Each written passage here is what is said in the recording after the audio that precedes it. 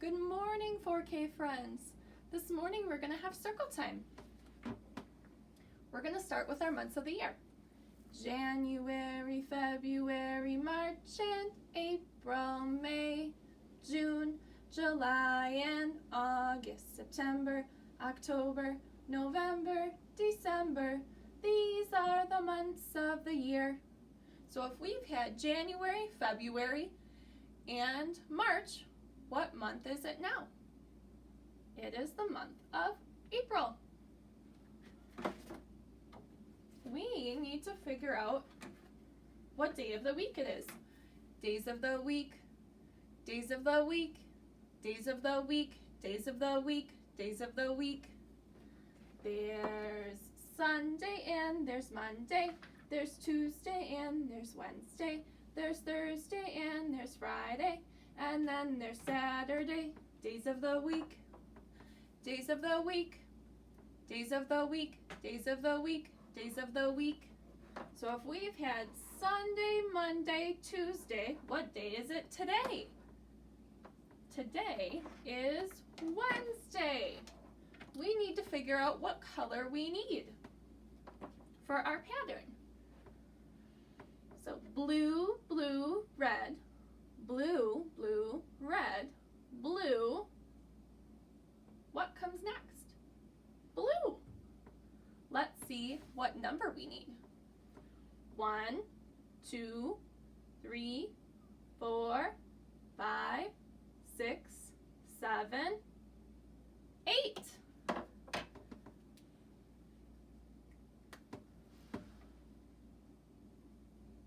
So today is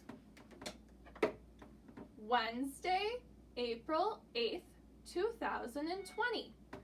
Today we are going to be talking about some community helpers or people that work with us in the community. Some of those we've talked about before. Some of them can be a police officer or a firefighter, a construction worker, or maybe a train conductor. We're going to list off some of the other ones at the end of our story today to see if we can find some other ones. Our book today is called Next Stop, Grand Central.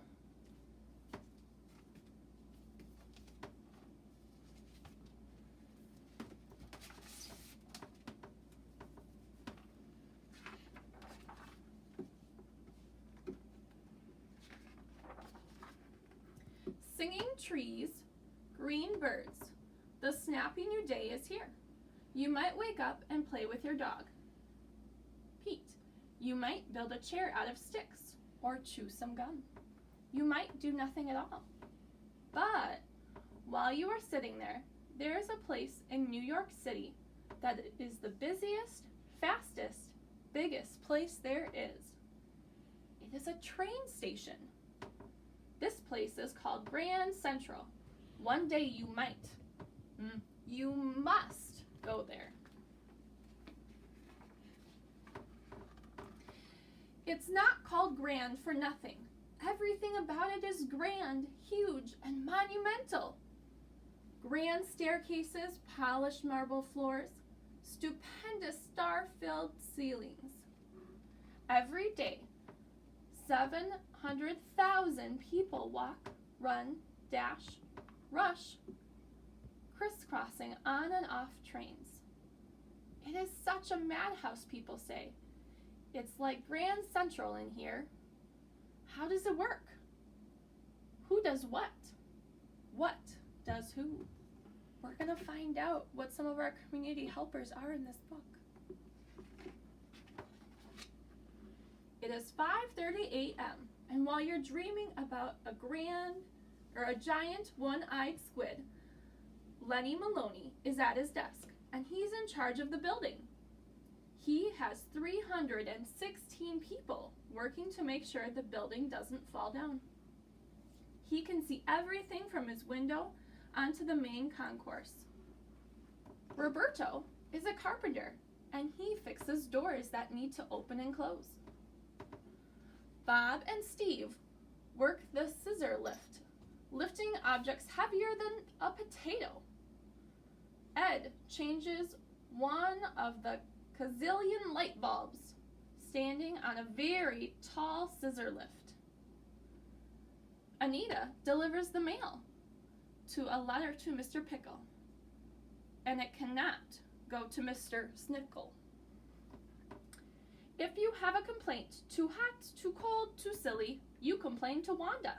She hears 100 complaints a week.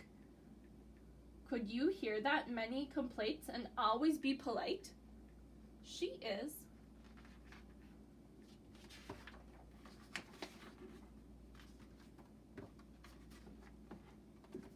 A place has to be safe from no-goodings and from fires. George Kalapa is the chief of police. He eats tuna sandwich for his lunch with Bob Hensey, the fire chief, who prefers a grilled cheese sandwich. Let's say 12 children from Mamaroneck on their way to the Empire State Building get separated from their teacher, Mrs. Sauerkraut. The policeman and the woman and the fireman and the woman will rush to their aid. The teacher will be found and the children will be happy. Except for Arthur Beanstalk, who is not crazy about Mrs. Sauerkraut. You can't have a train station without trains. Every day, 548 trains come and go. Dave Santanos makes sure that they're on time, safe, working, and not broken. Sometimes an unexpected situation happens. Then, there is an emergency meeting in the Situation Room. Here is the situation. You and your best friend Gus are on the 1040 to Ryland Playland. Yippee! And a giant chicken is on the track, blocking the train. Dave can call that chicken and convince him logically to get off the tracks. The Ferris wheel is waiting.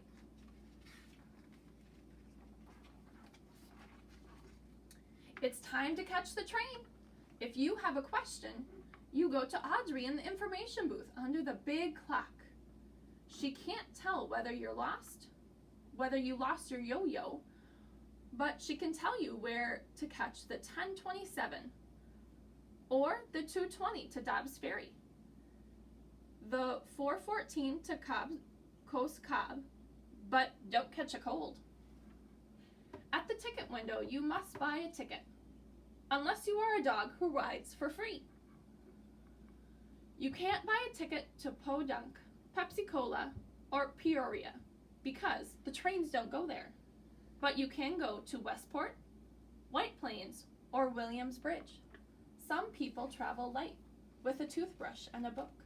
Some people carry 14 suitcases, a piano, skis, and a goldfish named Leopold. Then Melvin Johnson will help you get to the train. He would prefer you travel light. He does. The trains don't drive themselves. Mary Dunch is the engineer. She puts on yellow gloves and blue safety goggles and takes a big brass key out of her pocket and turns on the train. She can drive up to 90 miles an hour. She drives up a storm, but safely. She can go backwards too.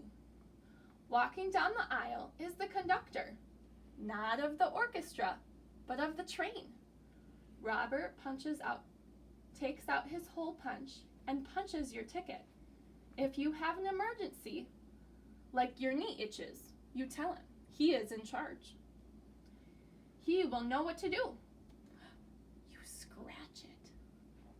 This is the hole punch. Every conductor has a different hole punch with their personal punch shape.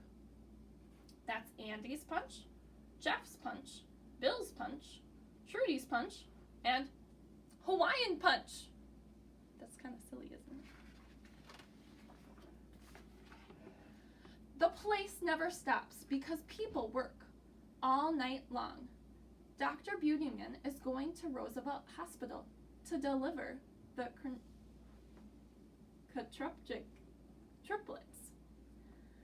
Mel Bongo is going to bake 600 jelly donuts at George's Bakery on 125th Street. Sal Monkfish is going home after he's playing in the orchestra. Simon the skunk is going to Dover Plains to stare at the sky. Zagzwat Holstein is going to his newspaper job. Greg is the night station manager.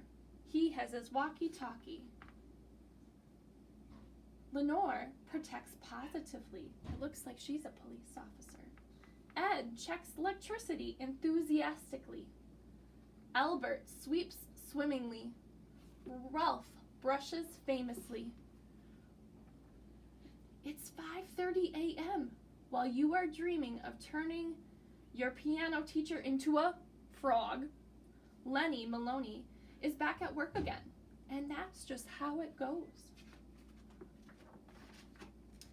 Trains are trips, and trips are adventures, and adventures are new ideas and romance.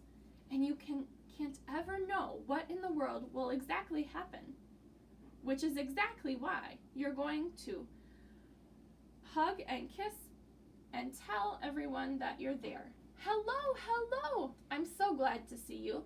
It's been way too long. You've grown so much. Goodbye. Goodbye. I love you. I'll miss you. Don't forget to write. Don't catch a cold. Be careful, darling. I love you. Goodbye. So in our story today, we heard a lot of different people doing a lot of different things.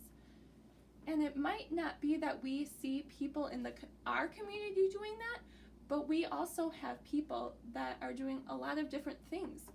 There are nurses and doctors, and there are firefighters and police officers. There are construction workers, and all of those people keep you safe in your community. Can you think of some other people that work in your community? If you can, tell them to your mom and dad, and maybe they can help you write them down. So this week, or actually today, we're going to be working on the letter X and Y. One of the last things that we're going to do in circle time is sing our little turtle song. Now, we've sang this before, so I'm hoping you remember. There was a little turtle who lived in a box, who swam in the puddles and climbed on the rocks. Nice job, boys and girls. I hope to see you tomorrow. Have a great day.